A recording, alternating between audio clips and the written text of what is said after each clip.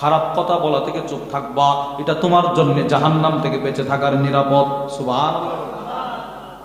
আব্দুল্লাহ ইবনে মাসউদের মতো সাহাবী, ছোটখাটো কোনো সাহাবী না, লোকটা ছিল ছোট, অনেক দামি সাহাবী।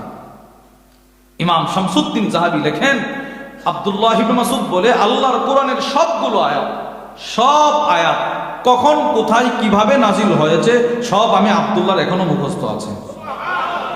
এত বড় সাহাবী আব্দুল্লাহ ইবনে মাসউদ।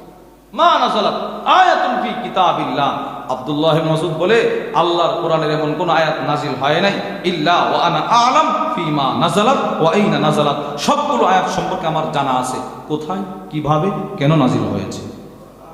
এত বড় সাহাবী উনি, এমন একজন সাহাবী, আউয়ালু মান জাহারা বিল কোরআন বিমক্কা বা'দা রাসূলিল্লাহ, আব্দুল্লাহ ইবনে মাসউদ আল্লাহর নবীর পরে কাফিরের সামনে মক্কার জমিনে সর্বপ্রথম যিনি কোরআন তিলাওয়াত